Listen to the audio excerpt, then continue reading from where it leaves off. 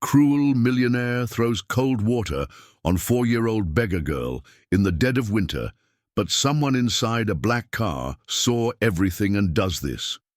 Comment what you think will happen. Your opinion is very important, and subscribe to my channel to support my work. Your help is very important. The icy wind whipped through the historic streets of Savannah that January night, as the antebellum mansions cast long shadows under the dim light of the street lamps. Annalise, a small girl of 6, clutched a handful of handmade paper flowers to her chest. Her little fingers trembled with cold, but she persisted in her mission to sell the flowers to help her grandma June, who was very ill. At the corner of the main square, a luxury car stopped at the light. Annalise saw her opportunity. With hurried steps, she approached the vehicle, holding up her flowers to the driver's window. Through the tinted glass, she could make out the stern face of a middle-aged man, wearing an impeccable suit. "Mister, please buy a flower. It's only $5, she asked, her childish voice struggling against the engine noise. The window began to lower slowly, and for a moment Annalise's hopeful eyes shone. The man, Theodore Ted Alvim, one of the most influential businessmen in the region, looked at the girl with obvious contempt. "Get out of here, kid. Can't you see you're bothering me?" his voice thundered. But Annalise, in her innocence, insisted, "Please, mister, my grandma's sick. I need to help her." That's when it happened. In a brusque movement, Ted grabbed his thermos and, without hesitation, threw the icy contents in the little girl's face. The cold water hit Annalise like 1,000 needles, soaking her thin sweater and causing the paper flowers in her hands to begin to fall apart. "Learn not to bother important people, you brat!" he shouted, slamming the window shut as the light turned green. What Ted didn't realize was that inside a black car parked a few yards ahead, Isolda Mendez was watching the whole scene, recording every second with her cell phone. Her hands trembled, not from the cold, but from indignation. That face.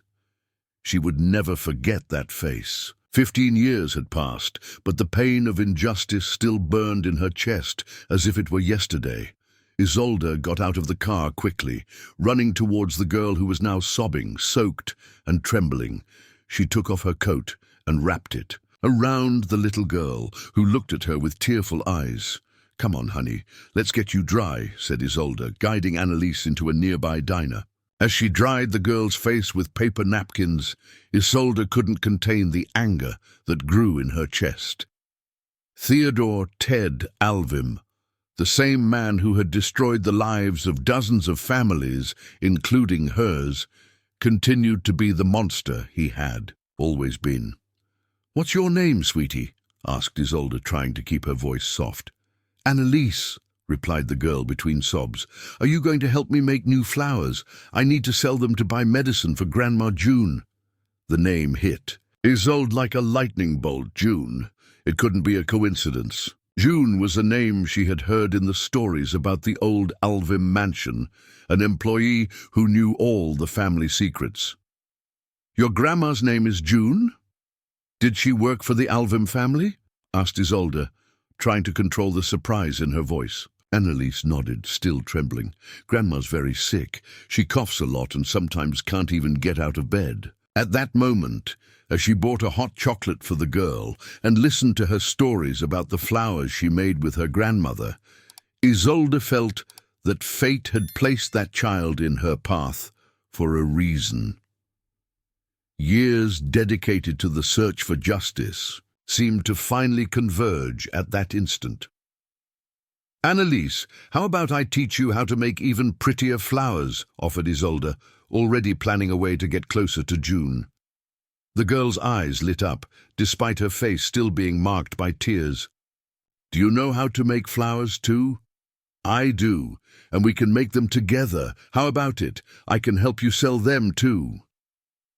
As they shared the hot chocolate, Isolda had no idea that that encounter would be just the beginning of a much bigger plot.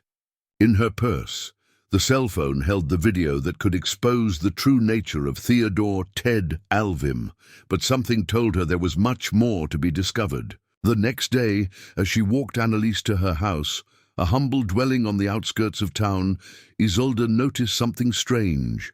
A black car, different from hers, was parked on the corner, and a man in a suit was watching the house with peculiar interest. When their eyes met, he quickly started the car and sped away. June was sitting in a chair on the porch, covered by a worn shawl when they arrived. Her tired eyes widened at the sight of Isolde, as if she had seen a ghost. "Grandma, this lady helped me yesterday. She knows how to make flowers too," exclaimed Annalise, running to hug her grandmother. June coughed violently before she could answer, and Isolde noticed purplish spots on her arms when the shawl slipped slightly. Could they be marks of violence? "Very nice to meet you," said June in a hoarse voice, quickly adjusting the shawl. "I appreciate the help with my granddaughter, but we don't need to bother you anymore." There was fear in her eyes, a fear that Isolde knew well. It was the same fear she had seen in her own mother's eyes when they were forced to leave their home because of Ted Alvim's business dealings. "It's no trouble at all," replied Isolde, sitting on a bench nearby. "In fact, I'd love to learn more about the flowers you make. Annalise told me you are a true artist." As they talked about flowers and crafts, Isolde realized that June alternated between moments of apparent tranquility and sudden tension, especially when cars passed by on the street. What was that lady hiding, and why was that mysterious man watching the house? The answers would begin to emerge sooner than Isolde imagined, but the price of the truth would be much higher than anyone could foresee. For now, she needed to gain June's trust and protect Annalise. The video on her cell phone was just the tip of an iceberg of secrets that was about to come to light. In the weeks that followed, Isolde established a routine of visits to June and Annalise's house. At first, the elderly woman maintained a reserved posture, answering with monosyllables and avoiding prolonged eye contact. But Isolde's gentle persistence, coupled with the obvious affection she showed for Annalise, slowly began to break down that invisible barrier. During the afternoons they spent together making crafts, Isolde noticed that Annalise possessed an extraordinary intelligence for her age. The girl not only created paper flowers with impressive delicacy, but also demonstrated a surprising ability with numbers. Once, while they were organizing the money from the fair sales, Annalise pointed out an error in the calculations that not even Isolde had noticed. "Aunt Isolde, this is wrong," said the little girl, pointing to the notes. "If each flower costs $5 and we sold 18 flowers, it can't be $70. It has to be 90. Isolde was impressed not only with the accuracy of the calculation, but with the naturalness with which Annalise handled the numbers. It was as if mathematics was her second language. On a particularly hot afternoon, while Annalise was playing, in the small backyard, June had a coughing fit that was stronger than usual. Isolde ran to help her, and as she held her arm, felt the fragile bones under her skin. That's when she noticed something that alarmed her. In addition to the purple spots she had already noticed before, there were recent marks, as if someone had squeezed her arm tightly. "Miss June, who is hurting you?" asked Isolde, no longer able to contain her concern. Panic took over the old woman's eyes. "It's nothing, my dear. I'm very fragile. I hurt myself." But before she could finish the sentence, they were interrupted by the sound of a car braking sharply in front of the house. June paled instantly. "Take Annalise inside, quickly," she whispered in an urgent tone. Through the living room window, Isolde watched a tall man, approximately 39 years old, getting out of a luxury car. He wore an expensive suit and had an air of arrogance that strongly resembled Theodore Ted Alvim. It was the same man she had seen watching the house weeks ago. "June!" The deep authoritarian voice echoed through the house. "Where are you, you useless old woman?" The man entered without knocking, as if he owned the place. Isolde remained in the kitchen with Annalise, who clung to her waist, trembling. "Vincent," murmured June, her voice weak, "I've already told you I don't have what you're looking for." "Don't lie to me," he growled, approaching menacingly. "That document has to be somewhere. You were the only one who had access to her office. Where is it?" Isolde felt her heart race. Vincent. The name finally made sense. Vincent Alvim, Ted's nephew and known to be his right-hand man in the family business. "Please, Vincent," pleaded June, "not in front of the girl." That's when Vincent noticed Isolde's presence. His face transformed into a mask of contained fury. "And who are you?" he asked, studying her with predatory eyes. "I'm a friend of the family," replied Isolde, keeping her voice firm despite the fear. "I help Miss June with the crafts." Vincent let out a dry laugh. "A friend of the family? Since when does this old woman have friends?" He approached Isolde, invading her personal space. "Listen well, whoever you are. Don't meddle in our family affairs. This old woman and this brat are our responsibility, got it?"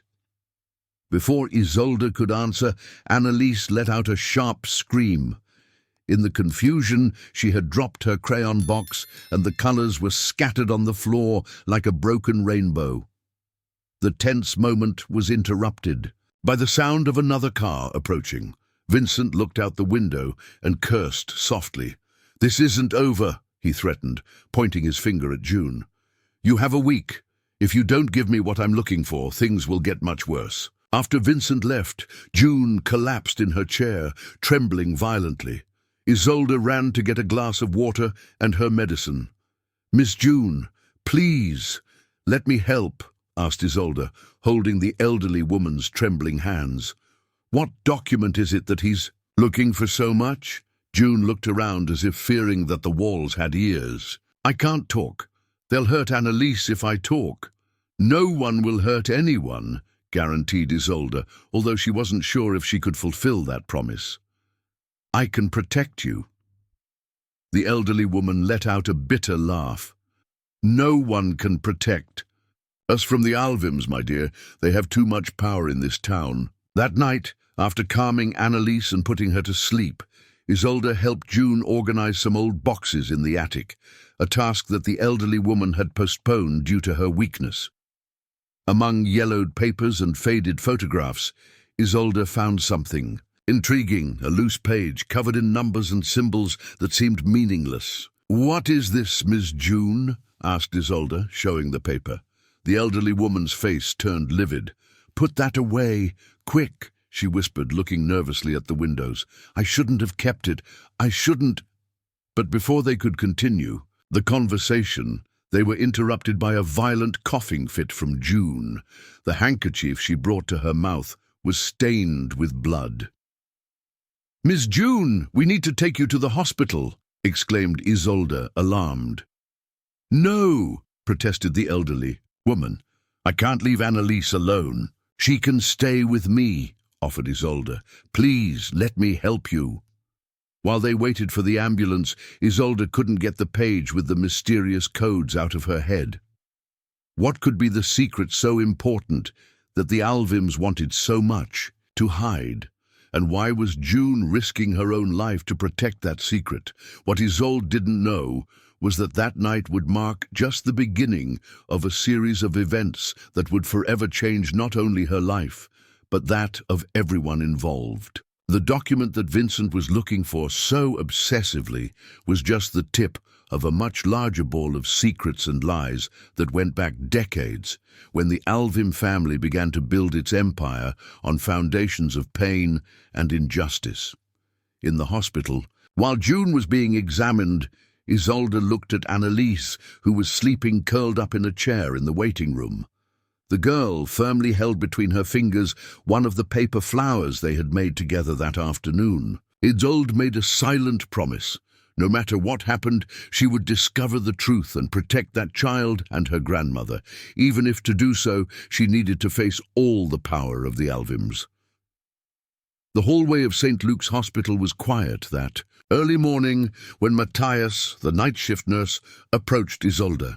His brown eyes conveyed a genuine concern that went beyond the usual professionalism. "You should get some rest," he said, offering a cup of coffee. "It's almost 3 in the morning." Isolde accepted the coffee with gratitude, watching Anneliese, who had finally fallen asleep in her lap. The last few hours had been intense. June had a severe respiratory crisis and needed to be admitted to the ICU.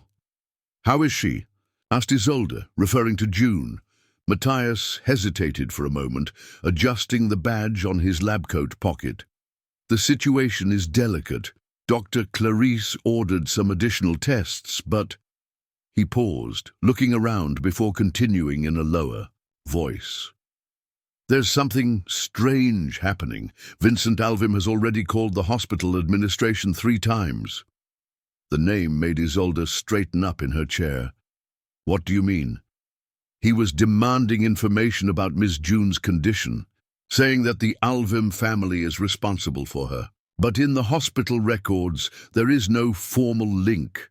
At that moment, Anneliese stirred in Isolde's lap, mumbling something about flowers in her dream. The scene broke Isolde's heart. How to explain to a 6-year-old child that her only family was fighting for her life? "Matthias," Isolde called, making a sudden decision. "I need you to help me with something." She took out of her pocket the paper with code she had found in June's house. Matthias observed the numbers and symbols with curiosity. "These look like bank coordinates," he commented, frowning. "My father worked at a bank. I recognize this pattern." "Your father? Does he still work there?" A shadow crossed the nurse's face. "No, he lost everything when the Alvims bought the land where we lived. Our house, the family store. Everything was torn down to make way for that luxury." "Uhondo?" Isolde felt a shiver run down her spine. It couldn't be. "Did you live in Flower Estates?" she asked, barely able to contain the emotion in her voice. "Yes," replied Matthias, his eyes widening in recognition. "Wait, are you Miss Martha's daughter?" The lawyer. The tears came without warning. Here was someone who understood exactly what she had been through, someone who also carried the scars left by the Alvim's greed. Before they could continue the conversation, they were interrupted by the imposing arrival of Dr. Clarice. Tall, with greying hair elegantly tied in a bun, she exuded a natural authority. "Ms. Mendez?" she called, gesturing for Isolde to follow her. "Can we talk in private?" Matthias promptly offered to take care of Anneliese, who was still sleeping. In the office, Dr. Clarice closed the door and sat behind her desk, her green eyes studying Isolde intently. "Miss June's exams revealed something worrying," she began, choosing her words carefully. "In addition to the advanced oncological condition, we found evidence of recent physical assault." Isolde felt her stomach churn. "It was Vincent Alvim," she stated with certainty. The doctor showed no surprise. Instead, she opened a drawer and pulled out a yellowed envelope. "Miss Mendez, what I'm about to show you must stay between us," she said, her voice trembling slightly. 15 years ago I signed a certificate, a document that haunts me to this day." Inside the envelope was an old photo. In it, a young and beautiful woman smiled next to June, both in front of the Alvim mansion. On the back, a date and a name. Daisy Alvim, 2010. "Daisy was Theodore's sister," explained Dr. Clarice, her voice now almost a whisper.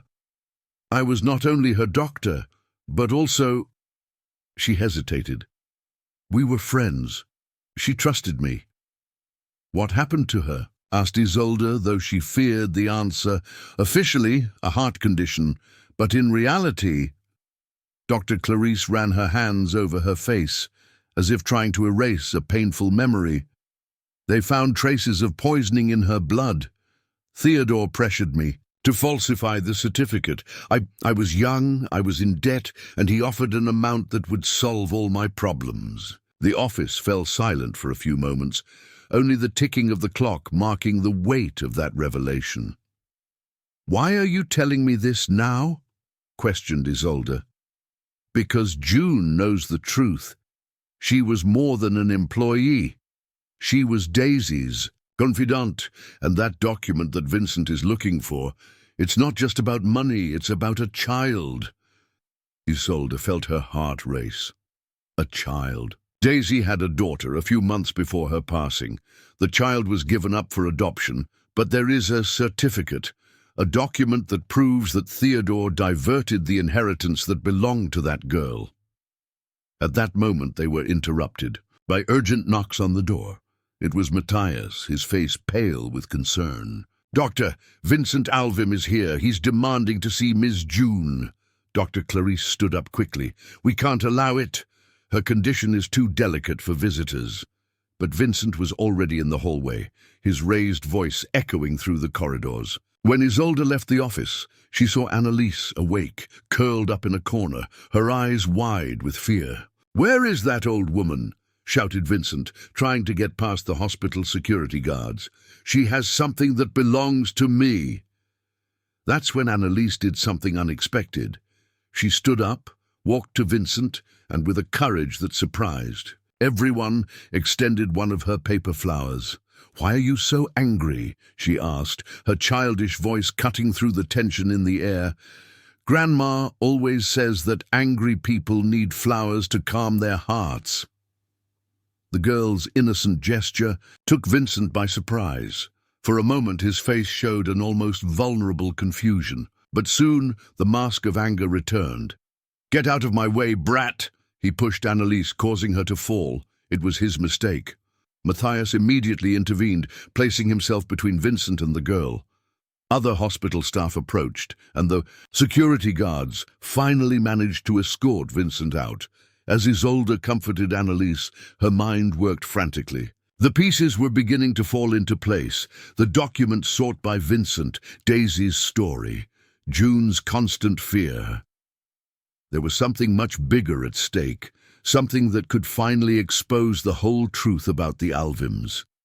What she didn't know was that, at that exact moment, Theodore Alvim received a call in his mansion that would change the course of everything. On the other end of the line, a voice informed him that the video of him assaulting Annalise had begun to circulate on social media. The storm that was brewing was about to break over them all, and no one would emerge unscathed. The Alvim mansion, an imposing building on the hill overlooking the city, was plunged into a tense silence that morning. Theodore paced back and forth in his office, his face red with fury as he watched for the 10th time the video that was now going viral on social media. On the screen of his laptop, the comments multiplied by the thousands, all condemning his attitude against little Annalise. "Incompetence!" he exclaimed, throwing a picture frame against the wall. The framed photo, which showed him alongside important politicians in the region, shattered on the marble floor. His cell phone wouldn't stop ringing. They were journalists, business partners, politicians, all wanting a statement about the video. But Theodore had bigger concerns. That morning, he had received an email from the Swiss bank where he kept his secret accounts. Something about irregularities and need for additional documentation. The timing couldn't be worse. "Sophia," he called his personal secretary, who quickly entered the room. "Cancel all my appointments for the week and call Vincent here now." While waiting for his nephew, Theodore opened his folder of confidential documents. There was the record of all his gambling debts, carefully hidden from his partners, and the press, millions lost at poker tables in clandestine casinos, some even abroad. His only hope was the sale of some land to a group of Chinese investors, a deal that was now threatened by the video scandal. At the hospital, Isolde was taking advantage of a moment of calm to try to decipher the codes found in June's papers. Annalise played near her with a puzzle that Matthias had brought, while humming a nursery rhyme.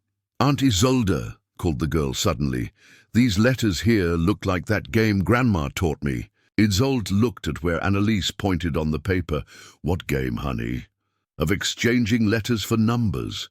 Grandma said it was a secret code she used when she was younger." The girl took a piece of paper and began to draw. "Look, it's like, with this, A is 1, B is 2. Isolde's heart jumped. How hadn't she thought of that before?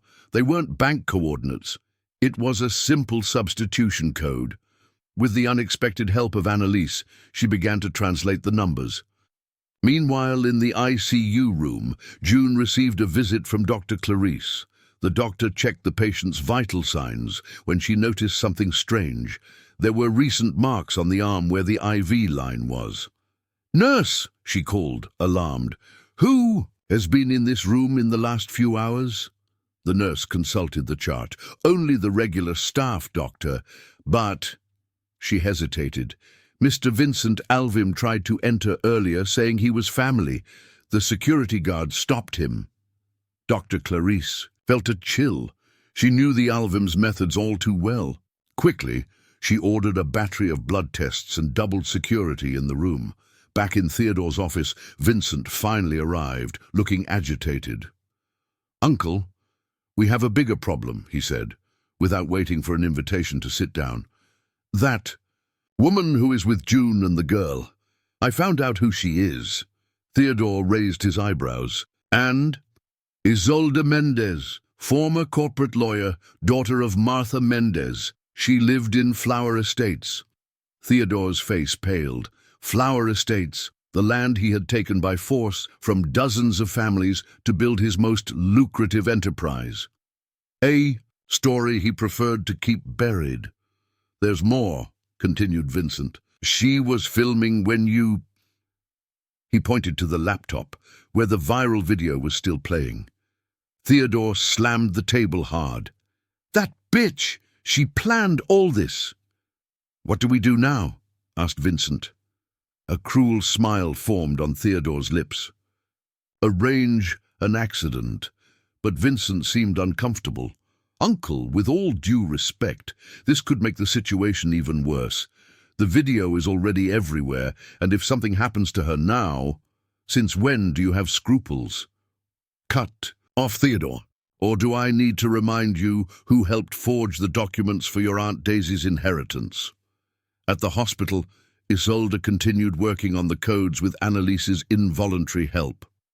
The girl had an impressive facility with patterns and numbers, identifying sequences that even Isolde took time to notice. "Aunt, look, these numbers here are the same as the ones on Grandma's little box," exclaimed Annalise, pointing to a specific sequence. "What little box, love?" "The one she keeps under the bed, along with the old photos. It has the same numbers." Isolde felt her heart race.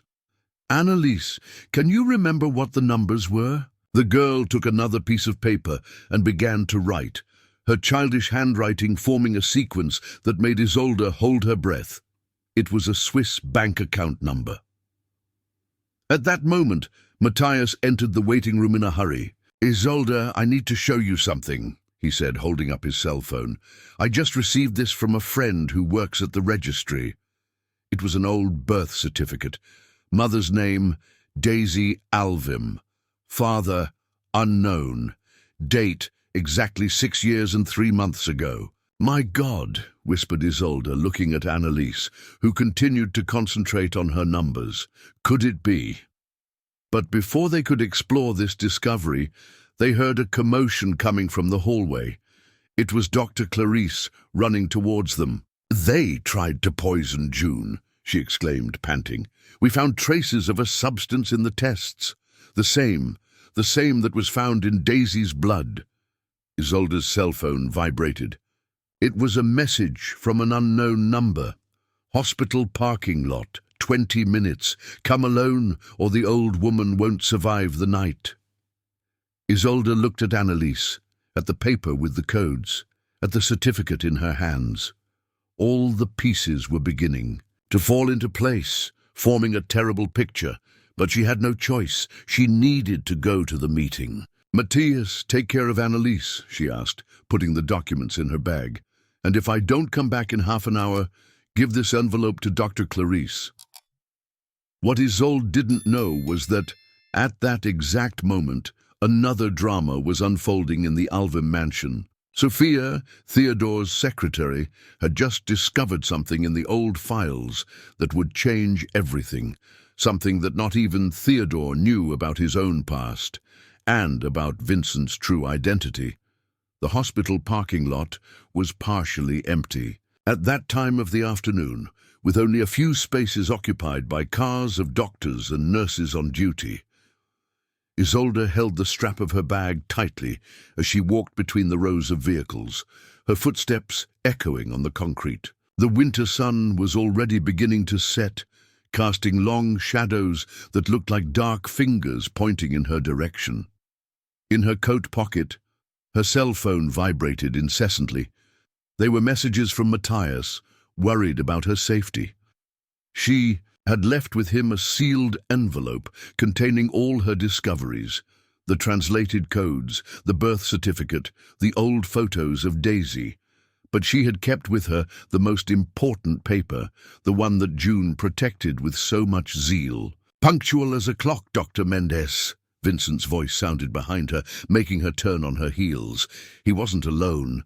Sophia, Theodore's secretary, was at his side, her habitually serene face now marked by an expression of anguish. "Where is your Uncle Vincent?" asked Isolde, keeping her voice firm despite the fear.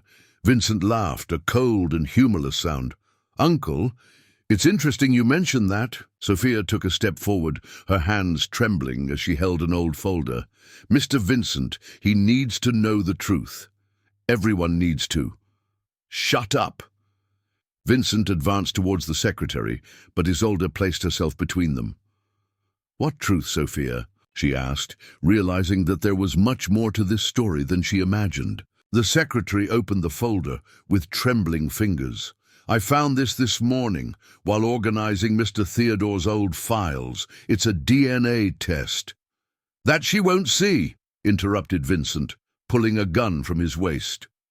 At that exact moment, a car entered the parking lot, its headlights illuminating the scene. Vincent quickly hid the gun, but not before the driver saw it. It was Dr. Clarice. "I was expecting you to try something like this," said the doctor, getting out of the car. "That's why I installed extra cameras in this area of the parking lot. Everything is being recorded." Vincent's expression changed, a mixture of anger and panic taking over his face. Sophia took advantage of the distraction to hand the folder to Isolde, who quickly leafed through its contents. What she read left her stunned. "Vincent is not Theodore's nephew," said Sophia, her voice barely more than a whisper. "He is Daisy's son. The DNA test proves it."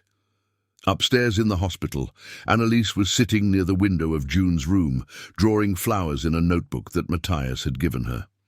The elderly woman, still weak but conscious, watched her granddaughter with tearful eyes. "Grandma," called Annalise suddenly, "why does the angry man look so much like the lady in the picture?" June froze. "What picture, my love?" "The one you keep in the little box, the pretty lady who is smiling in the garden." A tear rolled down June's wrinkled face. "That lady was Daisy, my dear. She was Vincent's mother." Matthias, who was checking June's vital signs, stopped what he was doing. "What do you mean?" "Daisy got pregnant young," began June, her voice weak but determined. "The father was an employee of the mansion, the gardener.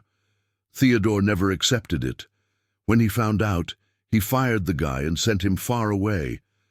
Daisy had the baby in secret, and Theodore registered the child as the son of a sister who lived in another state. Vincent grew up believing he was his nephew." In the parking lot, the revelation caused an even greater impact. Vincent pointed the gun alternately at each of those present, his hands trembling visibly. "Did you know?" he asked Dr. Clarice, his voice choked. "You were her friend. Did you know I was Daisy's son?" The doctor nodded slowly. "She made me promise never to tell. She was afraid of what Theodore might do to you if he found out you were investigating the truth about your mother. So that's why," continued Isolde, the pieces falling into place. "That's why you were so determined to find that document that June kept. It wasn't just about money, it was about your identity. The document proves that Vincent is the true heir to half of the Alvim fortune," explained Sophia. "Daisy left everything recorded, including his true paternity. But Theodore falsified the will after her death." A sound of heavy footsteps caught everyone's attention. Theodore Alvim emerged from the shadows, his face contorted into a mask of fury. "So now everyone knows," he said, his voice filled with contempt. "The great secret of the Alvim family. My irresponsible sister getting involved with some gardener. That gardener loved my mother," shouted Vincent, turning to point the gun at Theodore. "And you killed her because of it." In the hospital room, Annalise continued her drawing, oblivious to the drama unfolding in the parking lot. She had drawn a large family tree, decorated with flowers of different colors. At the top, she had written in her childish handwriting, "Grandma June's family." "Oh, it's very beautiful, dear," said June, watching the drawing. "But why are some flowers blue and others red?" "The blue ones are the people who keep sad secrets," replied Annalise with the simplicity of children. "The red ones are the ones who need love to be happy again." Matthias watched the scene with a lump in his throat when his cell phone vibrated. It was a message from Isolde. "Call the police. Theodore is here." In the parking lot, the tension reached its peak. Vincent kept the gun pointed at Theodore, but his hands trembled more and more. "You're not just a murderer," said Isolde, taking a step forward. "You're a thief, too. You stole the future of dozens of families in flower estates. You stole the inheritance of your own nephew. No, of your own grandnephew." Theodore laughed, a harsh and lifeless sound. "And who's going to believe you? I have half the politicians and judges in the city in my pocket. Not to mention the foreign investors who—" He stopped speaking abruptly, realizing he had said too much. "What investors?" asked Dr. Clarice, narrowing her eyes. Sophia was the one who answered. "He's broke. He lost millions in gambling. He's selling company properties to foreign groups without consulting the board of directors, including land in environmental preservation areas." The sound of sirens began to echo in the distance, approaching rapidly. Theodore looked around, like a cornered animal. "Vincent," he called, his voice suddenly soft. "My boy, we can solve this in the family. You are my heir, you always have been. I'll give you everything that is rightfully yours." But Vincent did not lower the gun. In his eyes, tears began to form. "You killed my mother," he said, his voice trembling. "And then you raised me as your nephew. You turned me into your accomplice. You made me threaten a sick old woman and a child." The sirens were closer now. Red and blue lights began to illuminate the walls of the parking lot. In the hospital room, Annalise had finished her drawing. In the center of the family tree, she had drawn a large purple flower. "And this different flower?" asked Matthias, trying to distract the girl from the noise of the sirens. "This is the flower of hope," she replied, smiling. "Grandma always says that even in the darkest days, hope blossoms." June squeezed her granddaughter's hand, silent tears running down her face. In her chest, along with the pain and fatigue, a small seed of hope also sprouted. Finally, after so many years, the truth was coming to light. The chaos that erupted in the hospital parking lot that night would forever change the destiny of all those involved. The patrol cars surrounded the area, their flashing lights painting the walls red and blue as the police officers assumed strategic positions. Vincent, still wielding the gun towards Theodore, seemed lost in a whirlwind of emotions. "Lower the gun, Vincent," asked Isolde, her voice soft but firm. "It's not worth getting your hands dirty. Your mother wouldn't want that." The mention of Daisy made Vincent falter. His hands trembled so much that the gun wavered dangerously. "You don't know anything about my mother," he replied, but his voice betrayed the uncertainty that was beginning to take over him. Sophia took a step forward, still holding the folder with the documents. "Actually, she knows. We all know now. Daisy left everything recorded in her diary. The pages that June has kept all these years, they're not just bank account numbers." Theodore, who until then had maintained an arrogant posture, paled visibly. "What diary? What are you talking about?" "The diary she started writing when she found out she was pregnant," replied Sophia, opening the folder. "Daisy knew that you would never accept her relationship with Robert the gardener, so she started documenting everything, every threat of yours, every illegal scheme she discovered, every penny diverted from the companies." In the hospital room, Annalise continued with her drawings, now creating small flowers around each name on her family tree. June watched her granddaughter with a mixture of love and concern when she noticed something curious in the drawing. "Honey," she called softly, "why did you draw this dotted line connecting Vincent's name to yours?" The girl shrugged without taking her eyes off her artwork. "It's just that the other day, when he came here angry, I saw him looking at the photo of the pretty lady the same way I look." Matthias, who was following the conversation, frowned. "What way, Annalise?" "The way we look at the photo of someone we really wanted to meet," she replied, with the simplicity of children. In the parking lot, the tension reached its peak. Dr. Clarice had positioned herself strategically between Theodore and the exit, while Isolde tried to keep everyone calm until the arrival of the officer in charge. "Vincent," she called again, "your mother left something else besides the diary, something that June has kept all these years, waiting for the right moment." She took out of her bag a yellowed envelope, carefully sealed. "It's a letter, addressed to you." Vincent's face contorted in an expression of pain. How can I know if it's true?" "Because I recognize the handwriting," intervened Sophia. "I worked with your mother for years. Every curve of these letters, it's hers, without a doubt." Theodore let out a bitter laugh. "Don't be an idiot, Vincent. They're trying to manipulate you. Who took care of you all these years? Who gave you education, position, power?" "You gave me a life of lies," shouted Vincent. "You turned me into your accomplice. You made me threaten innocent people. And you were a very apt student, weren't you?" countered Theodore cruelly. "Who threatened June? Who tried to poison a sick old woman? You're not as different from me as you want to believe." The words hit Vincent like a punch. The gun in his hands suddenly seemed very heavy. In the hospital room, something extraordinary was happening. Annalise had finished her drawing and was now showing it to June. In the center of the family tree, where before there was only the purple flower of hope, the girl had drawn a small garden. "See, Grandma?" she explained, pointing to the different types of flowers. "Each flower is a different type of love. Even when people do bad things, they can change if they receive the right love." June hugged her granddaughter, silent tears running down her wrinkled face. "How did you get so wise, my love?"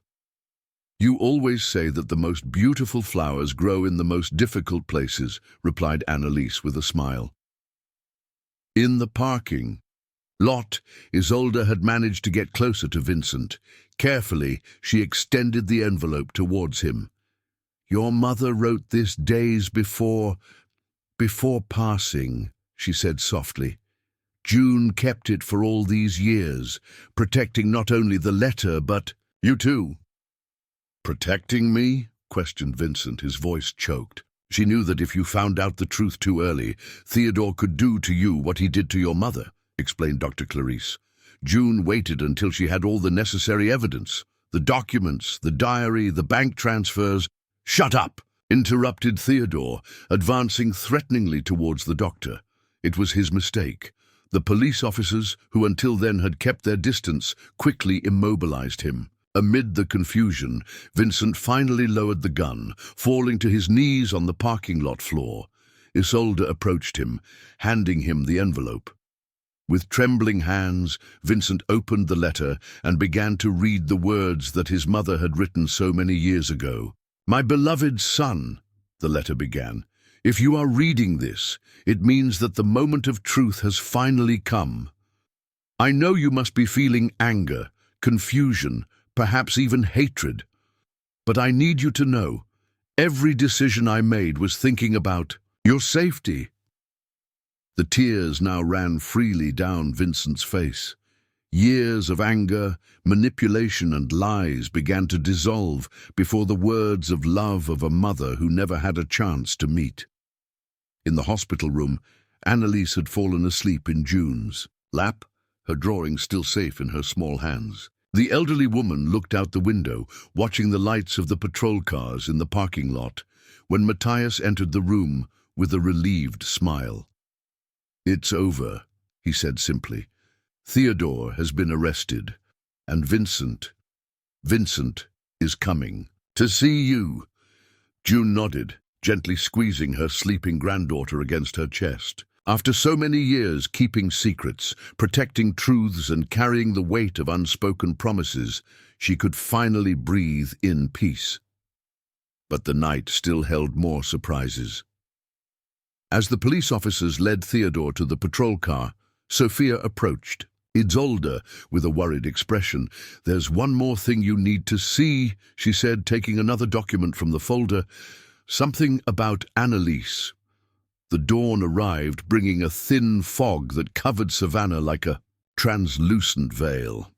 At the hospital, Isolde hadn't slept, her mind still processing the contents of the document that Sophia had shown her the night before. In her hands, an old photograph showed Daisy Alvim in a garden full of flowers, embraced by Robert, the gardener. On the back, a date and a note. "Our last happy day, 3 months before Theodore found out." Annalise slept peacefully on the sofa in June's room, covered with a blanket that Matthias had provided. Her drawing of the family tree was pinned to the wall, the colored flowers contrasting with the sterile white of the hospital environment. "She has his same eyes," murmured June, who watched her granddaughter with a different look now. "Robert's same eyes." Isolde approached the elderly woman's bed. "Why didn't you ever tell me?" "Robert was more than a gardener," began June, her voice filled with memories. "He had a special gift with flowers. He knew every species, every secret of the earth. Daisy fell in love not only with him, but with the world he showed her. A world where beauty could be born from the most unlikely places." At the police station, Vincent had spent the night reading and rereading his mother's letter, each word revealing a love he had never known. Sophia had stayed with him, providing more details about the past that had been denied to him for so long. "Your mother had a notebook," said Sophia, taking a small leather-bound volume from the folder she was carrying. "She wrote down everything about flowers, each meaning, each color, each secret. When she found out she was pregnant with you, she started writing about how she wanted to teach you all of that."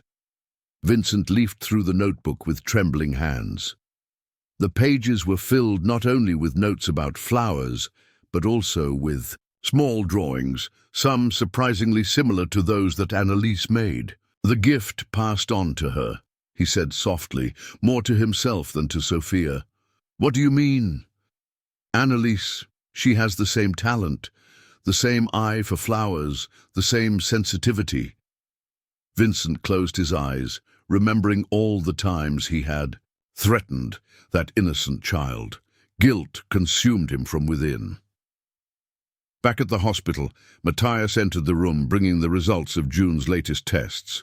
His face showed cautious relief. "The vital signs are stabilizing," he reported. "The treatment is responding better than we expected."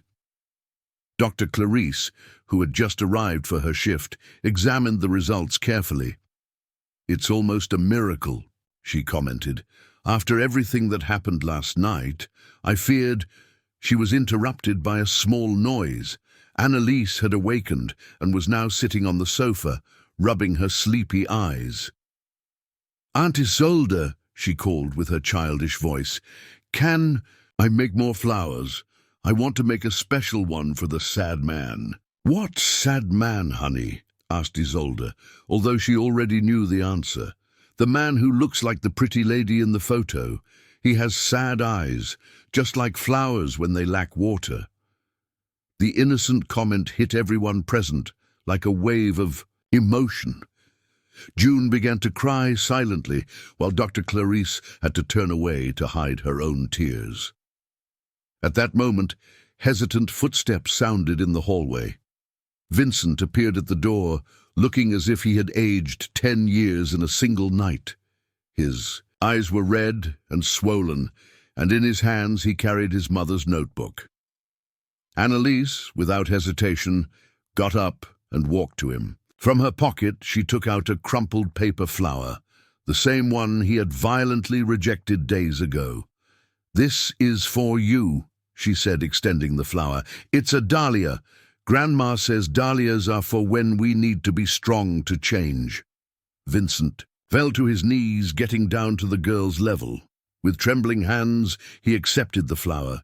You know how to make other flowers?" he asked. His voice choked.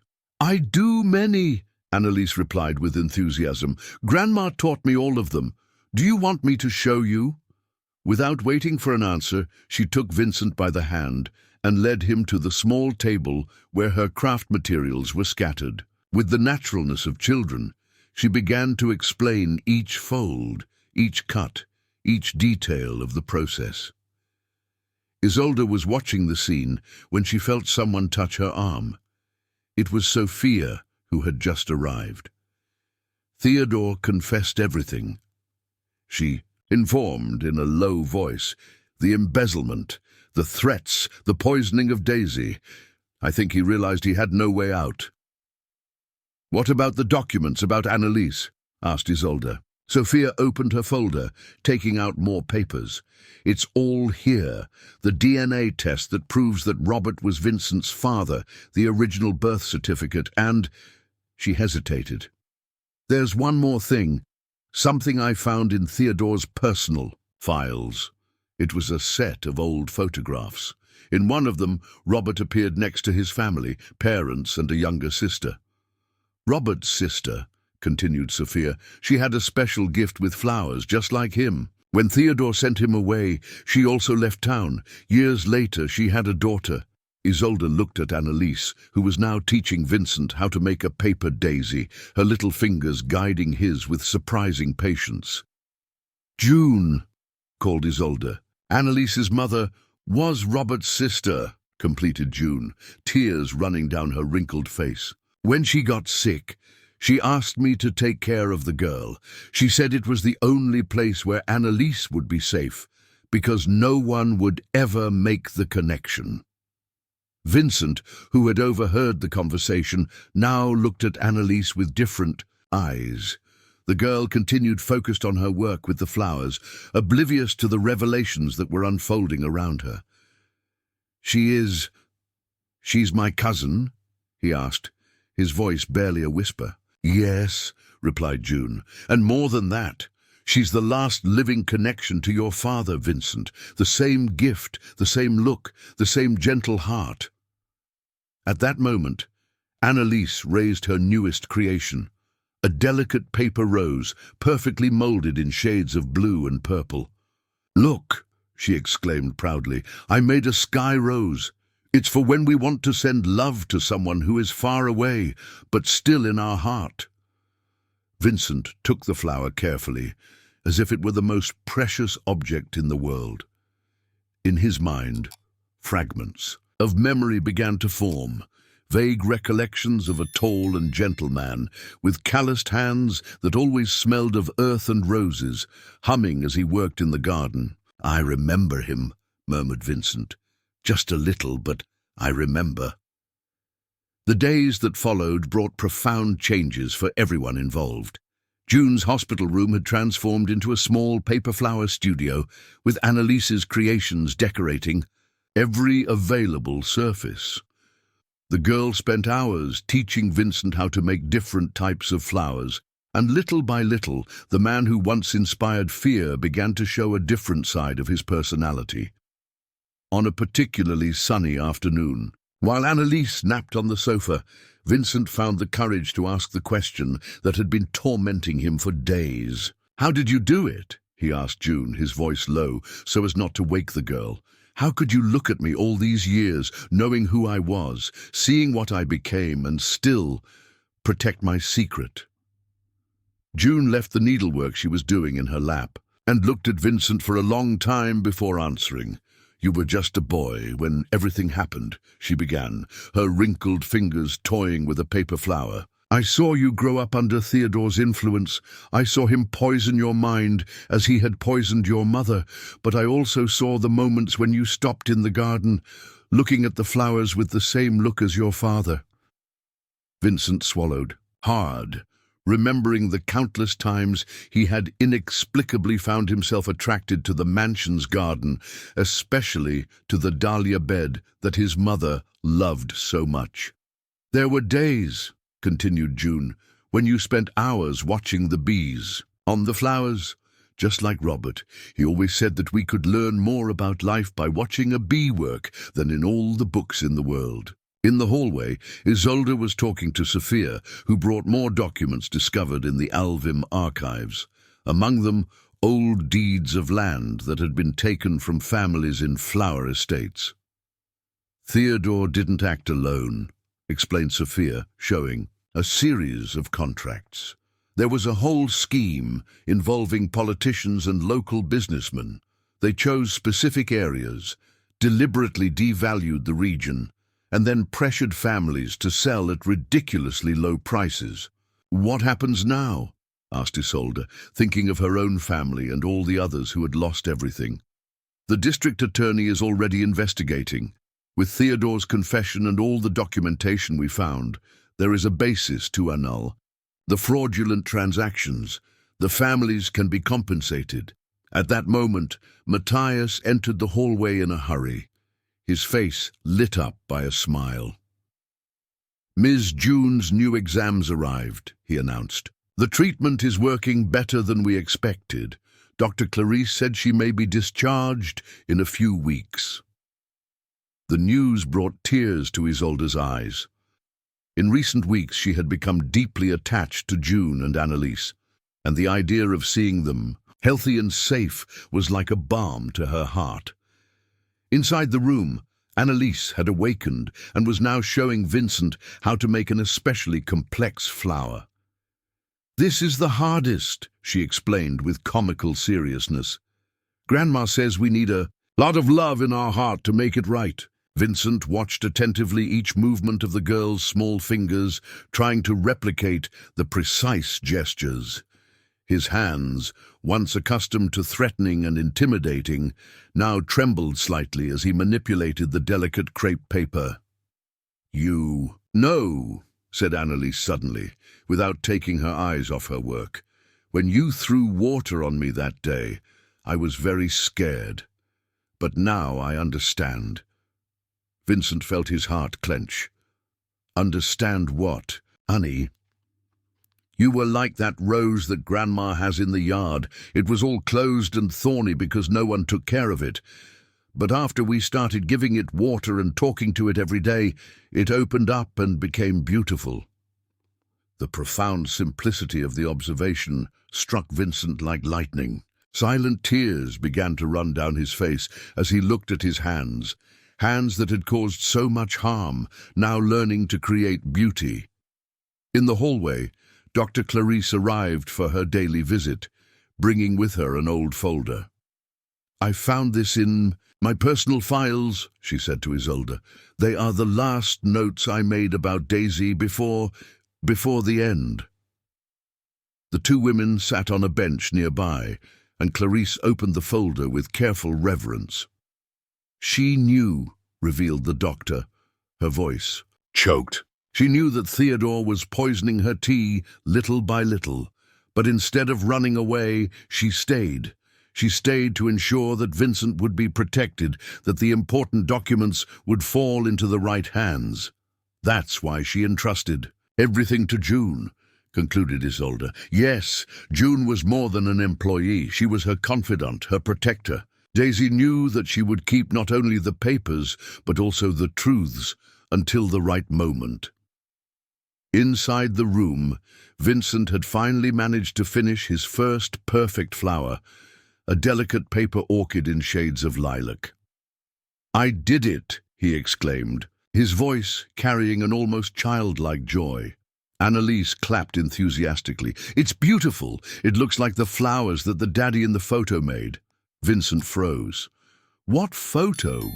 The girl jumped off the sofa and went to June's purse, from where she took an old and crumpled photograph. In it, Robert appeared in his garden, surrounded by orchids identical to the one Vincent had just made.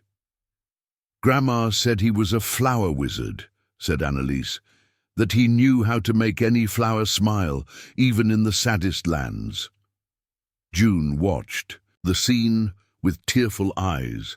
In her chest, along with the ever-present pain of the disease, there was also a growing sense of peace. Finally, after so many years of secrets and suffering, the truth blossomed like Robert's roses, slowly, but with an inevitable beauty. "Vincent," she called softly, "there's one more thing you need to see." From a small box kept next to her bedside, June took out a yellowed envelope. Inside it, a series of old photographs showed Robert at different moments, tending the garden, teaching a young Daisy to plant roses, carrying a baby Vincent between the flower beds. "Your mother kept these photos like a treasure," explained June. "When she realized she couldn't escape Theodore, she asked me to keep them. She said that one day you would need to know your real father, not through Theodore's lies, but through the love he had for the simple and beautiful things in life." Vincent held the photographs as if they were made of crystal, his eyes scanning every detail, every smile frozen in time. In one of them, particularly touching, Robert appeared teaching a Vincent of about 2 years to hold a small garden spade. "I remember," he whispered. "I remember the smell of wet earth, the sound of his laughter." Annalise, who was watching the photos over Vincent's shoulder, pointed to one in particular. "Look!" she exclaimed. "He's making the same flower that you just made." It was true. In the photograph, Robert appeared focused, his skilled fingers molding a paper orchid identical to the one Vincent had just created. "The gift," murmured June. "It's in the blood, in the hands, in the heart." The news of Theodore Alvim's arrest and the scandal involving his illegal business spread quickly through Savannah. The historic streets of the city, which before whispered only rumors and contained fears, now seethed with revelations that emerged daily. The old Alvim mansion, which for decades had been a symbol of power and oppression, was now silent, its windows closed like eyes that refused to face the truth. At the hospital, June's recovery surprised even the most experienced doctors. Dr. Clarice attributed the improvement not only to the treatment, but also to the relief of finally being free from the weight of the secrets she had carried for so long. "It's as if each revealed truth brings more strength for her to fight," commented the doctor with Isolde, while examining the latest exams. That morning, something special was happening in room 302. Annalise had convinced everyone to transform the space into a small flower workshop. Vincent, still clumsy but increasingly skilled, was trying to teach Matthias how to make paper daisies. "No, no," laughed Annalise, watching the nurse's disastrous attempts. "You're hurting the paper. It has to be with love, like when we pet kittens." The childish analogy drew smiles from everyone present. Even Sophia, who had arrived bringing more documents, stopped to observe the unusual scene. "You know," began June, adjusting herself in her bed, "this reminds me so much of Sundays at the Alvim mansion before everything went wrong. Robert would gather all the employees in the garden after lunch and teach them how to make paper flowers." Vincent stopped what he was doing. His attention completely turned to June. Each small piece of information about his father was like a drop of water for his thirsty soul. "He said that paper flowers were special," continued the elderly woman, her eyes lost in distant memories, "because while natural flowers wither, paper flowers last forever, keeping the love of those who made them." "How did he learn to make the flowers?" asked Vincent, his voice almost a whisper. "It was with his mother, your grandmother," replied June. "She was a craftswoman in a small town in the countryside. When she got sick, she taught everything she knew to Robert and his sister. It was her way of ensuring that her love would continue, to live through the art of her children." Isolde, who was listening to the conversation while organizing some papers, noticed something curious. "Annalise," she called, "you're making the same folding pattern that appears in this old photo." It was true. The technique that the girl used to make her roses was identical to the one that Robert demonstrated in one of the yellowed photographs. "It's because Mommy taught me that way," replied Annalise naturally. "She said she learned it from her uncle, who learned it from his grandma." The revelation caused an emotional silence in the room. It was the first time that Annalise had mentioned her mother since all the truth had begun to come to light. "Do you miss her?" asked Vincent gently, approaching the girl. Annalise continued her work with the flowers, but her eyes became slightly tearful.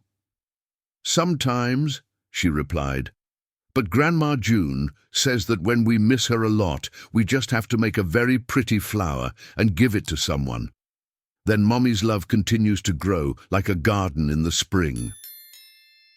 Vincent felt his own tears begin to fall. Without saying anything, he picked up a piece of blue crepe paper, his mother's favorite color he had recently discovered, and began to work.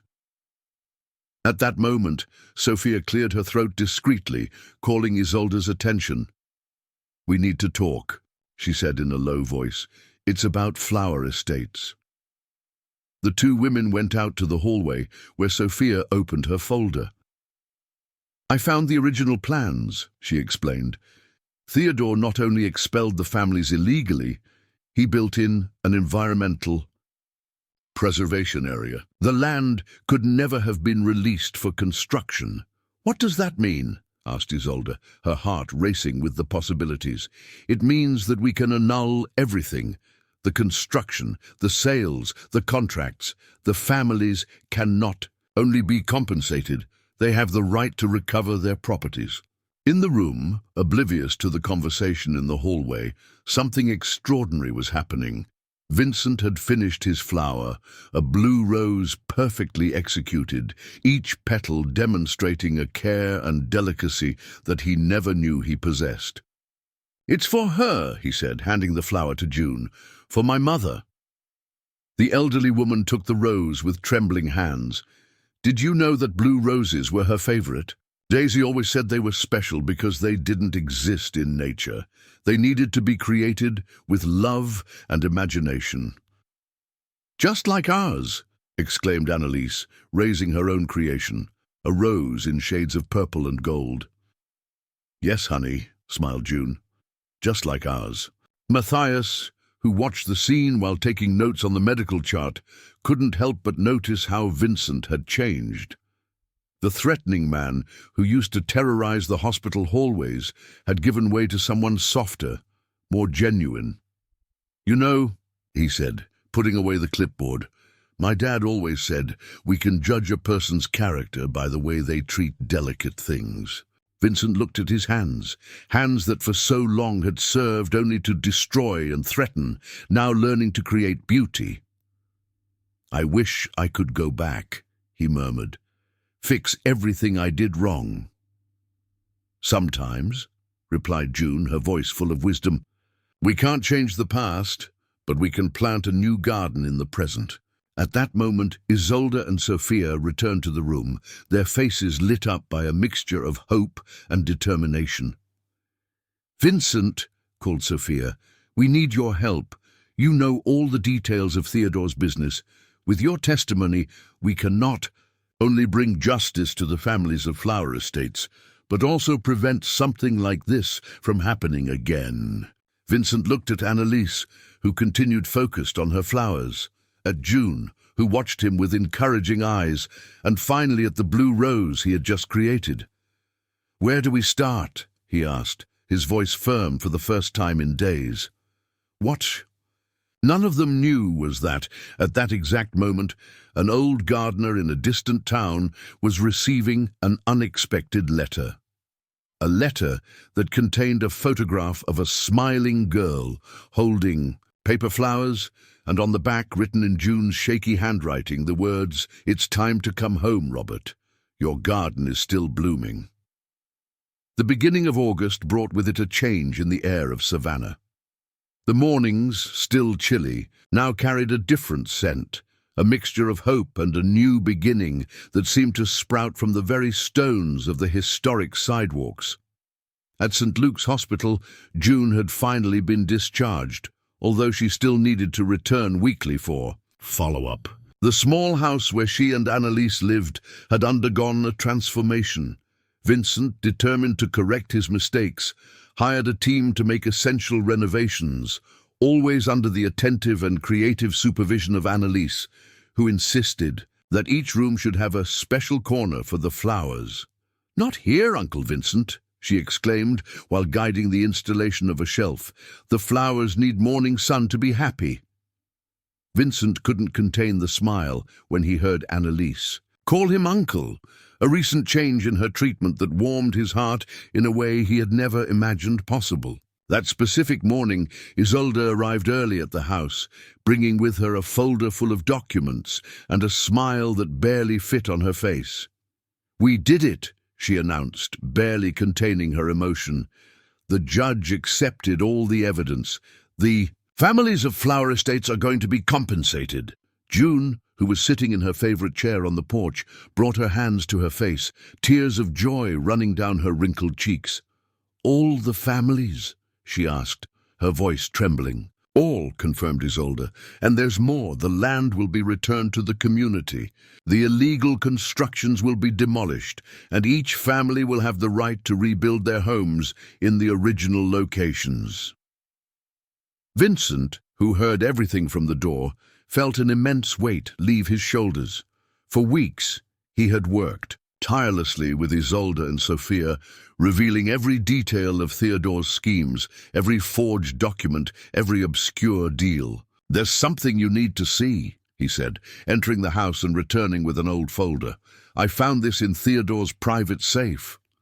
Inside the folder were detailed plans of flower estates, but not the plans of the luxury constructions that Theodore had erected. They were the original plans of the neighborhood dating back decades. "This is—" Isolde took the papers with trembling hands. "Yes," confirmed Vincent, "the plans of your grandfather." Isolde could hardly believe what she saw. Her grandfather had been the original architect of flower estates, planning a neighborhood that perfectly integrated residences and green areas, with squares and community gardens on every corner. "He dreamed of a place where people could live in harmony with nature," explained Isolde, her voice choked with emotion. "That's why the name Flower Estates." At that moment, Annalise, who had been unusually quiet, pulled on Vincent's shirt sleeve. "Uncle Vincent," she called with her sweet voice, "can I show you something?" She led him to her room, where dozens of paper flowers decorated the walls. But they weren't random flowers, they formed a specific pattern, a drawing that made Vincent hold his breath. "It's Flower Estates," he exclaimed, recognizing the neighborhood's layout perfectly reproduced in paper flowers. "Grandma showed me an old photo," explained Annalise. "So I thought, if we're going to make the garden bloom again, it needs to be all flowery, right?" The child's innocent wisdom struck everyone like a wave of emotion. June, who had approached to see her granddaughter's work, needed to lean on Isolde. "There's one more thing," said Vincent, taking an envelope from his pocket. "Sophia gave me this early today. It's the response to the letter we sent." June brought her hands to her chest. He answered." Vincent nodded, opening the envelope carefully. Inside was a simple letter and a recent photograph. A grey-haired man, still tall and strong despite his age, standing in the middle of a garden full of orchids.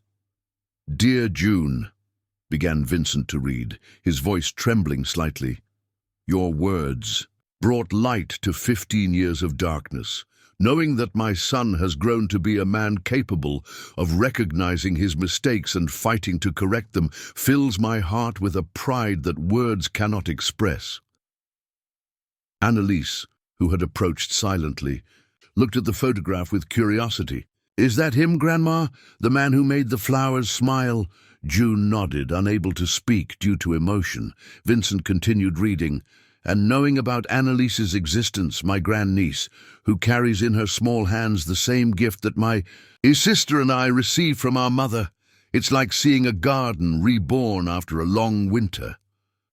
Isolde watched the scene with a heart full of emotion. In her hands, the plans of Flower Estates seemed to throb with new life. "He's coming back," announced Vincent, reaching the end of the letter.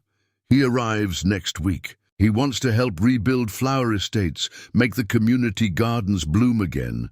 "And the flowers?" asked Annalise anxiously.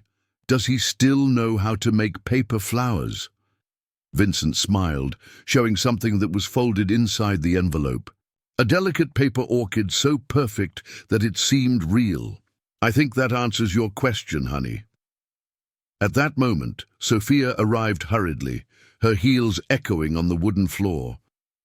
"You're not going to believe it," she said, barely containing her excitement. "The file we were looking for, the one with the original records of the families of Flower Estates. I found it." Everyone gathered around the kitchen table while Sophia spread out the documents. There they were, preserved by time, the names of each family that had helped build the neighborhood, including detailed maps of each plot and garden. "With this," explained Isolde, "we can ensure that each family returns exactly to their place of origin. It's as if the past is giving us a map to rebuild the future." Vincent looked out the window towards the land where Flower Estates had once been. On the horizon, the sun was beginning to set, painting the sky with shades of pink and gold that resembled Annalise's paper flowers. "You know," he said more to himself than to the others, "my mother always said that the most beautiful flowers are born in the most unlikely places." "It's true," agreed Annalise enthusiastically. "Just like that little flower that was born in the crack in the wall. Remember, Grandma? Everyone thought it wouldn't make it, but it became stronger than all of them." June smiled, watching her granddaughter with infinite love. "And do you know why it became strong, my love?" "Why?" "Because there were other flowers around it, helping it to grow. Just like us, we become stronger when we help each other." Vincent felt something wet on his face and realized he was crying. But for the first time in a long time, they were tears of joy, of hope, of a new beginning. The sound of more steps on the porch announced the arrival of Matthias and Dr. Clarice, both carrying boxes full of flower seedlings. "We thought the garden needed to start blooming even before the houses," explained Matthias with a smile. Annalise ran outside, her little bare feet leaving marks in the damp earth of the garden. In her hands, she carried the paper orchid that her great-uncle had sent. "Come on, Uncle Vincent," she called. "Let's plant real flowers to keep the paper." "Flowers Company!" And so, under the golden sky of Savannah, a new story began to bloom. A story of redemption, of new beginnings, of gardens reborn in unlikely places. The Savannah bus station was especially busy that Thursday morning. Vincent paced back and forth, his hands sweating as he held a small bouquet of paper flowers, a joint creation of his and Annalise, especially made for the occasion. Beside him, the girl jumped anxiously, her eyes fixed on each bus that arrived. "Will he like the flowers, Uncle Vincent?" she asked for the 10th time in the last 15 minutes. "I'm sure he will, honey," he replied, trying to control the tremor in his voice. Isolde and June watched the scene from a nearby bench. The elderly woman, squeezing her friend's hand tightly.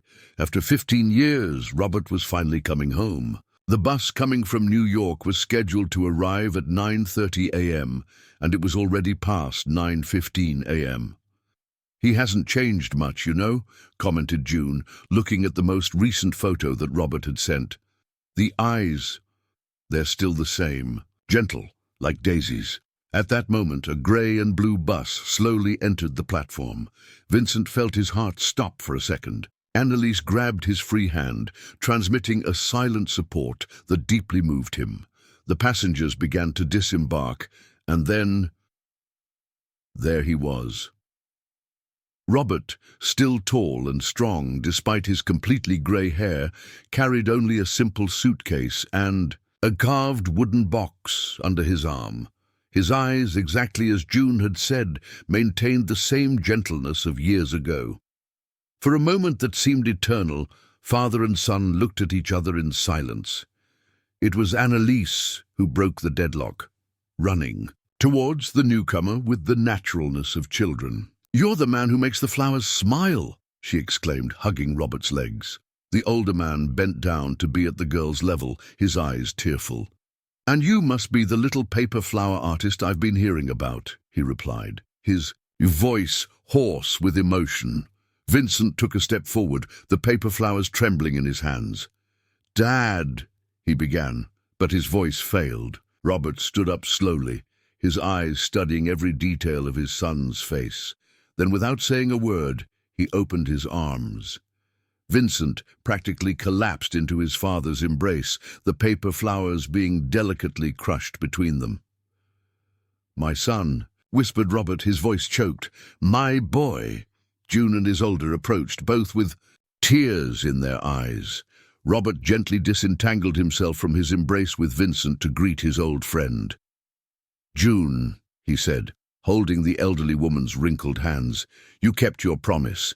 You took care of my most precious treasures." "And you came back," she replied, smiling through tears.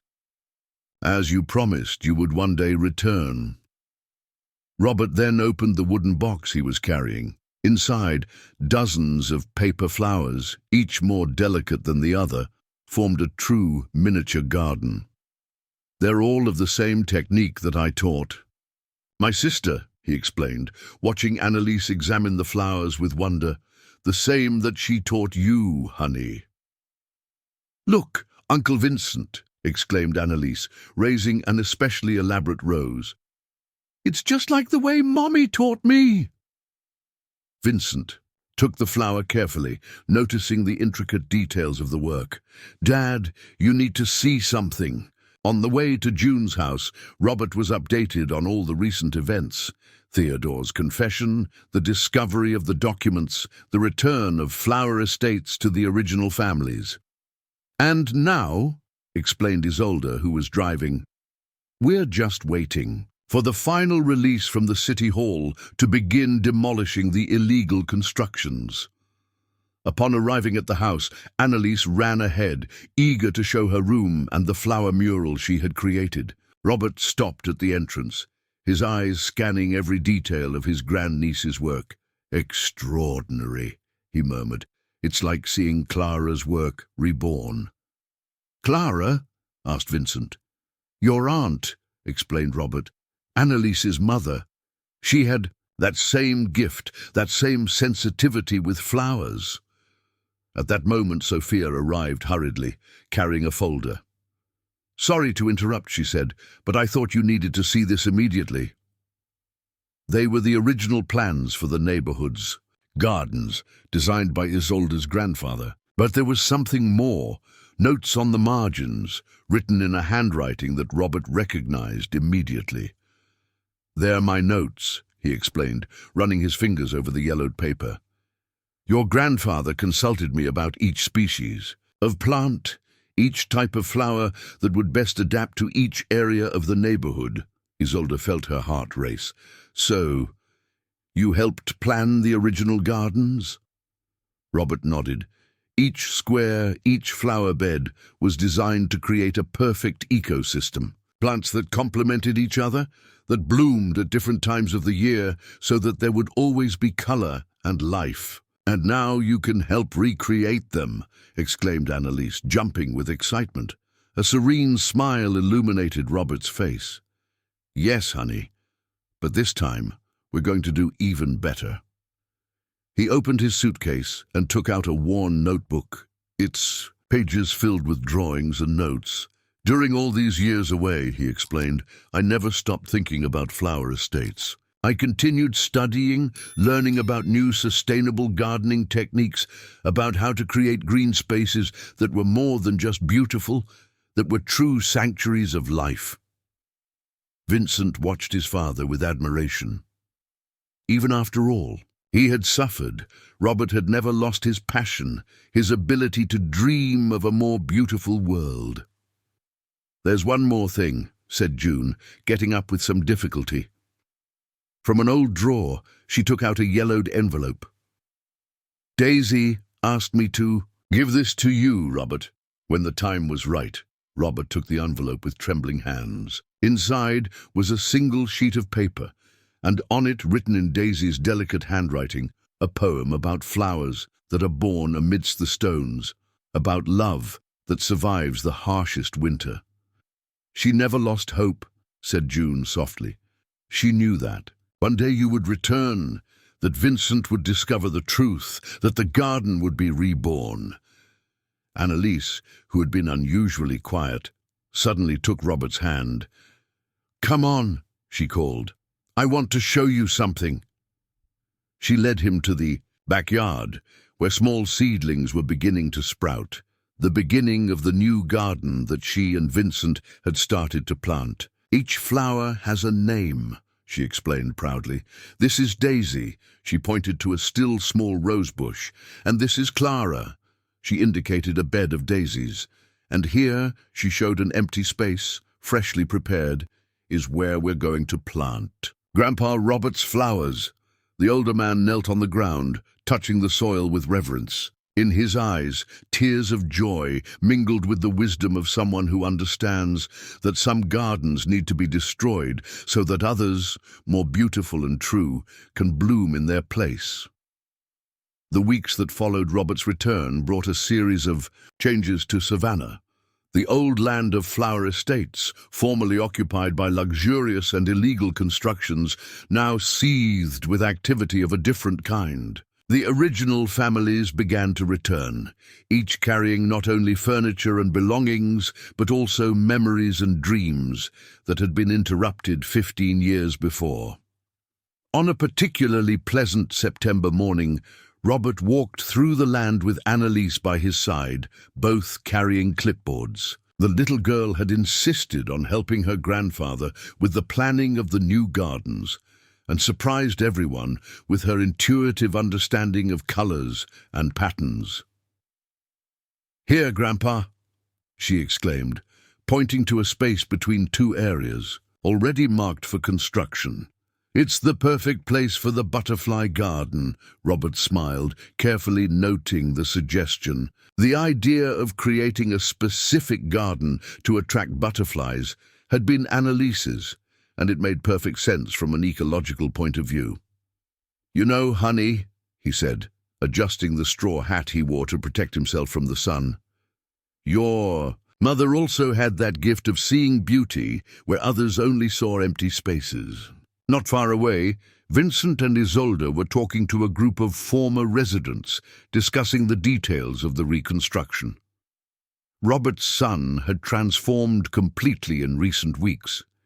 His face, once always tense and embittered, now lit up when he talked about the plans for the neighborhood, Each house will have its own garden, he explained, showing the plans. And in the community spaces, we're going to recreate the original gardens, but with some adaptations suggested by my father to make them even more sustainable. Ms. Zulmira, one of the oldest residents of the neighborhood, couldn't contain her tears when she saw the plans. "It's like a dream," she said, holding her husband's hand tightly. "After so many years, to come home, and more beautiful than before." At that moment, June arrived accompanied by Dr. Clarice. The doctor had become a constant presence in the family's life, not only as a healthcare professional, but as a friend. "The exams are getting better and better," announced Clarice with a smile.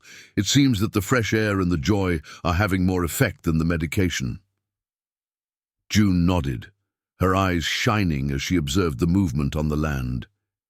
"It's as if life is returning not only to the neighborhood, but to all of us." Sophia, who coordinated the bureaucratic part of the project, approached the group carrying news.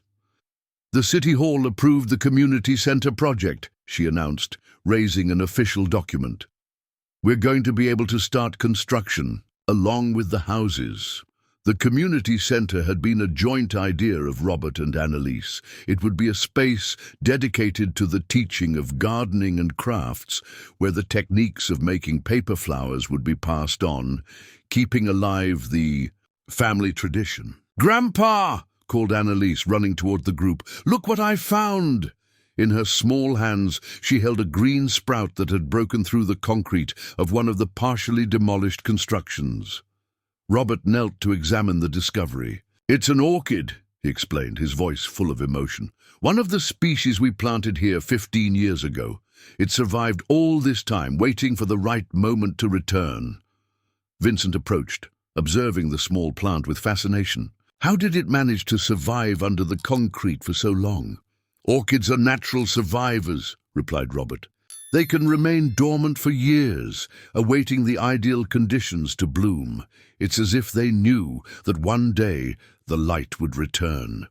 Matthias, who had taken the day off from the hospital to help with the construction, began to carefully remove the concrete around the plant. "There are more sprouts here," he exclaimed. "It's like a whole garden, just waiting to be reborn." The discovery caused a commotion among those present. It was as if nature itself was giving its seal of approval to the reconstruction plans. "Do you know what this reminds me of?" said June, sitting down in a chair that someone had provided. "It reminds me of the day when Robert and Daisy started the first garden here." Everyone gathered around her, anxious for the story. Vincent, especially, drank in every word about his parents. "It was a day like today," she continued. "Daisy was pregnant with you, Vincent, although few knew it. She and Robert spent the entire afternoon planting orchids, and she said that each flower was a promise for the future." Robert took his son's hand, squeezing it gently. "Your mother always said that a garden is like love. It needs daily care, patience, and sometimes it needs to face storms to get stronger." Annalise, who had sat on June's lap, raised her newest creation, a paper orchid that perfectly imitated the species they had just found. "Now we have both," she exclaimed happily. "The real flower and the paper flower, so we never forget this special day." Isolde, who was watching the scene, couldn't help but notice how each person present represented an essential part of this story of rebirth. Vincent, who had found redemption through love and truth. Robert, who had never lost hope of returning home. June, who had kept the secrets until the right moment. And Annalise, who with her innocence and natural wisdom had helped to heal old wounds. "There's something you need to see," said Sophia, taking another document from her folder. "I found it in the City Hall archives. It's the original registration of the first community garden, signed by Robert and Isolde's grandfather." The document, yellowed by time, contained not only technical specifications, but also a small text that made Robert smile with tears in his eyes. "A garden is not just a collection of plants," he read aloud. "It's a testament that beauty can survive the worst adversities, that life finds its way even through the hardest concrete, and that love, like the most resistant flowers, can sleep for years until it finds the right moment to bloom again." "Who wrote that, Grandpa?" asked Annalise. "Your Aunt Daisy," he replied softly. "It was the opening text for the first community garden." Vincent felt his heart clench. It was as if his mother were there somehow, blessing that new beginning. "And you know what?" continued Robert, looking around at the people gathered, at the land that was beginning to transform, at the small orchid that had survived against all odds. She was right. Love, like flowers, always finds a way to return to the light. At that moment, a gentle wind blew through the land, carrying petals from the first flowers that had begun to sprout. It was as if Flower Estates itself was awakening from a long sleep, ready to bloom once more, stronger and more beautiful than ever. Autumn arrived in Savannah, bringing with it an explosion of colors that seemed to celebrate the changes in Flower Estates. The first houses were already taking shape, rising from the rubble of the old illegal constructions like flowers breaking through the asphalt. The community center, with its large windows and abundant space for workshops, was almost ready. On a particularly pleasant afternoon, Annalise coordinated, with the seriousness of her 6 years, the organization of the first paper flower exhibition that would take place at the center's inauguration. "No, no," she exclaimed, directing Vincent, who was trying to position a vase. "The blue roses need to be near the purple orchids because they are friends." Vincent smiled, moving the arrangement according to his niece's instructions. In recent months, his hands, once accustomed only to threatening and destroying, had become incredibly skilled in the delicate art of creating paper flowers. Each petal he shaped was like a silent plea for forgiveness, a promise of change. "No, honey," he said, adjusting a flower that stubbornly insisted on leaning to the side. "Your Aunt Daisy used to say something similar about the flowers being friends."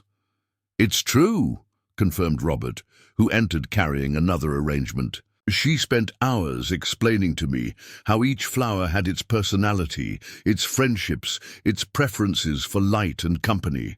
June watched everything from her special chair, installed strategically near the large window of the community center.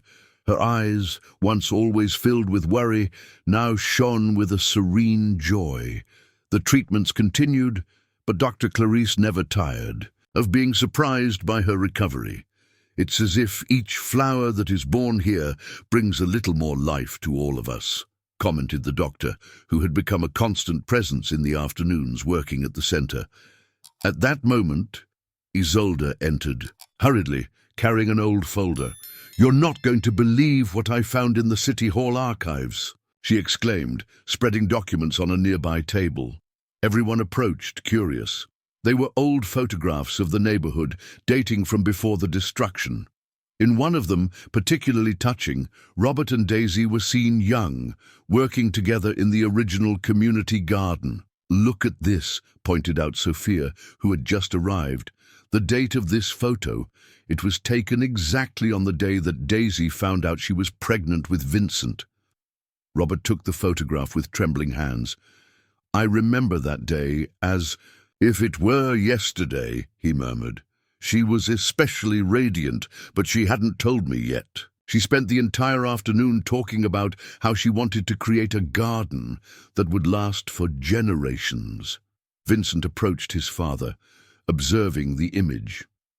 In the photo, his mother smiled while planting what appeared to be an orchid.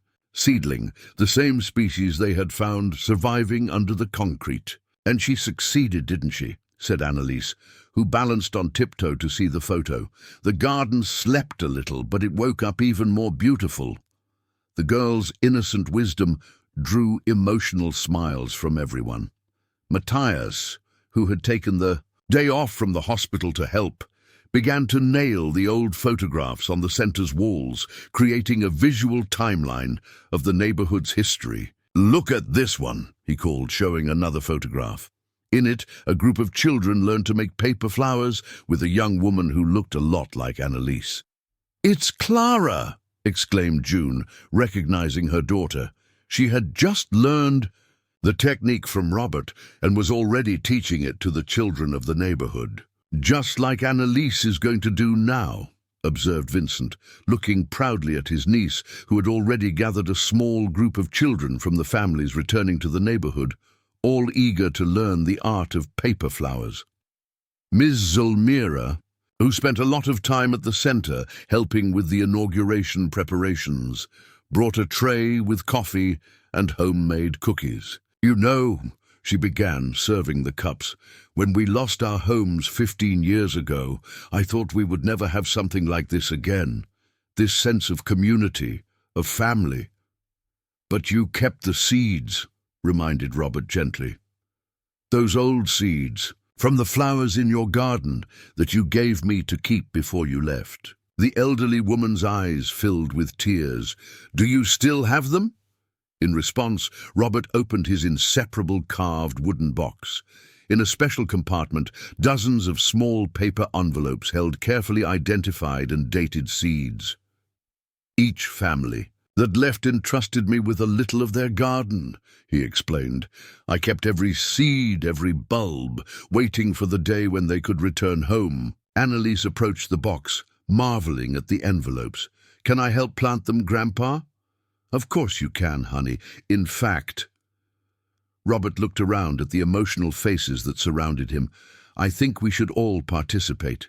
Each seed planted will be like a new promise of a new beginning."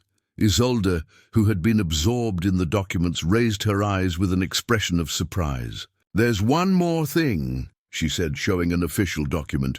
"The City Hall not only approved the reconstruction of the houses and the community center, they declared Flower Estates as a cultural heritage of the city for its historical and community value." The news was received with exclamations of joy. Vincent especially seemed touched. "That means," continued Isolde, "that the neighborhood will be protected forever. No one will ever be able to destroy it again." "And there's more," added Sophia, taking another document from her folder. "Robert's project for the new gardens has been selected as a model for urban sustainability. Other cities have already shown interest in replicating the idea." Robert shook his head, touched. "It's not my project," he corrected softly.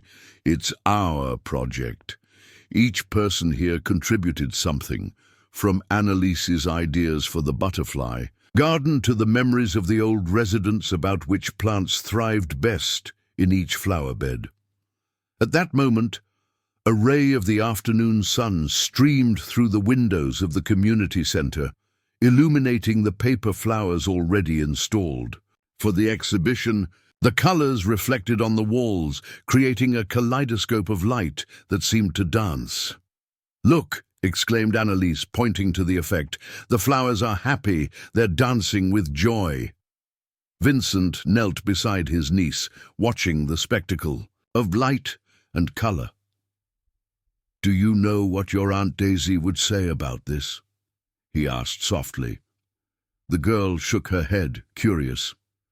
"She would say that it's the flower's way of reminding us that beauty always finds a way to shine, even in the most unlikely places." June, watching the scene, couldn't help but notice how Vincent's smile now looked so much like Daisy's, open, genuine, full of hope.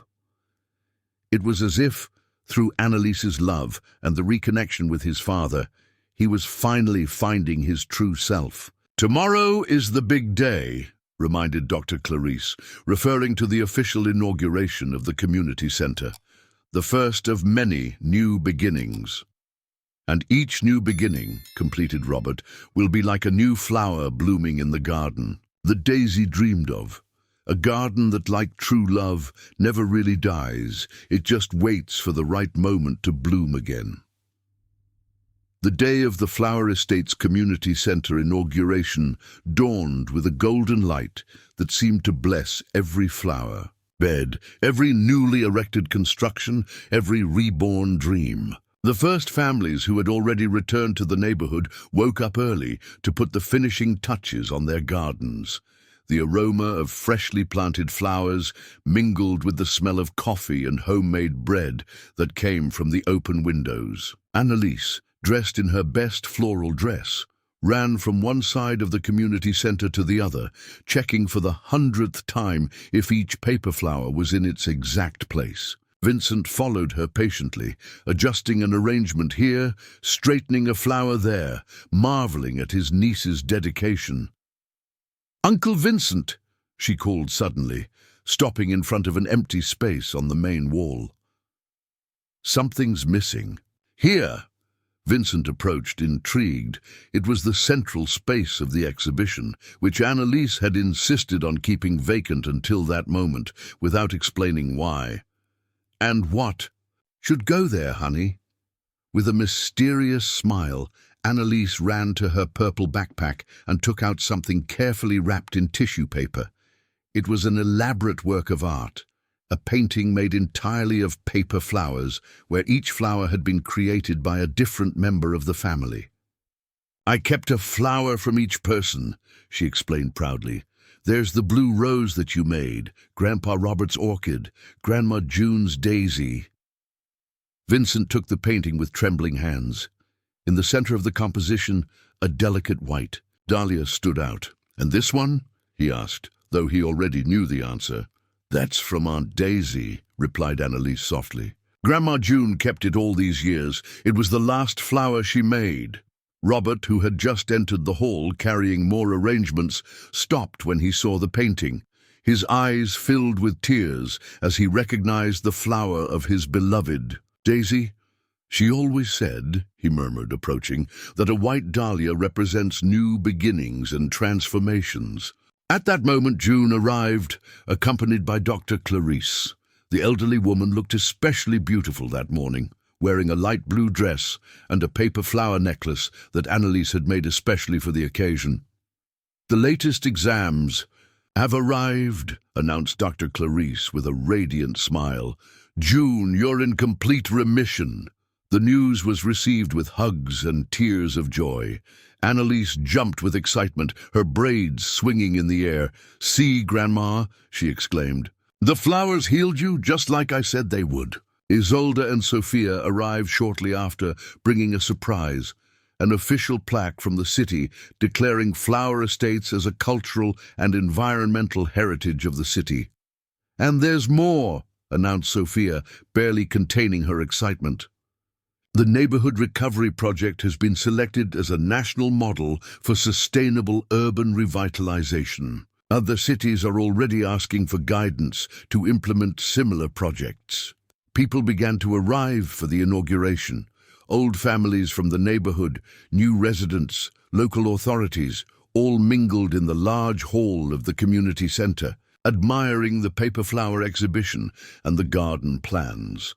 Miss Zulmira, who now coordinated the neighborhood's community garden project, brought a group of children who had learned to make paper flowers with Annalise.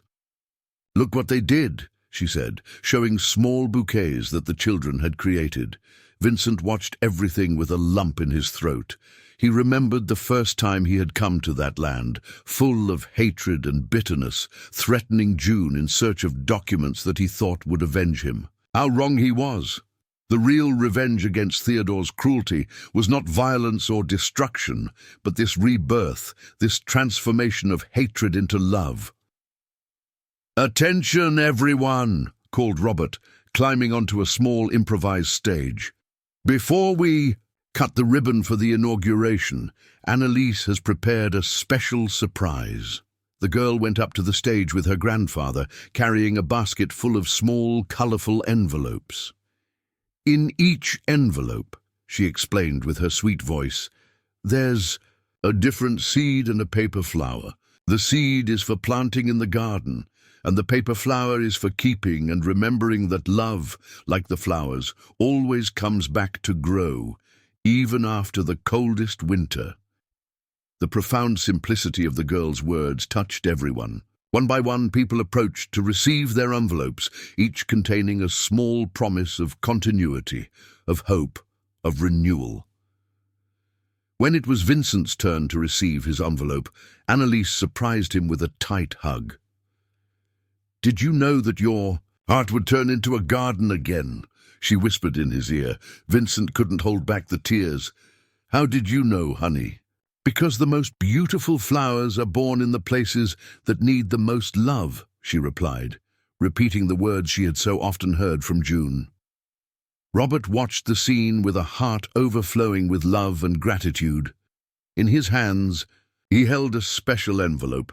Inside it, seeds of the orchids that Daisy loved so much and an old photo where she smiled, pregnant, in the middle of the garden they had created together. "She's here with us," he said softly to Vincent. "In every flower we plant, in every life we transform, in Annalise's smile." At that moment, as if nature itself wanted to participate in the celebration, a gentle breeze entered through the windows of the community center, making the paper flowers dance softly. The sunlight, passing through the arrangements, painted the floor with a kaleidoscope of colors. "Look!" exclaimed Annalise, pointing to the painting she had created. The light, when passing through Daisy's white dahlia, projected a pattern that perfectly resembled a butterfly. "It's a sign," murmured June, squeezing Robert's hand. "Daisy is telling us that she approves all of this." The inauguration ceremony continued with emotional speeches, soft music, and the distribution of envelopes with seeds.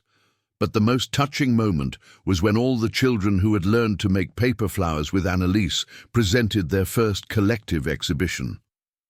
"This is just the beginning," said Vincent, hugging his niece as they watched people admire the children's creations.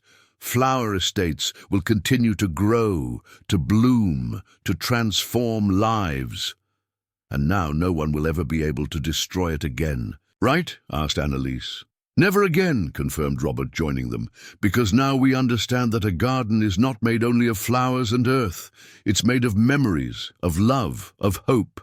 And that, honey, no one can destroy."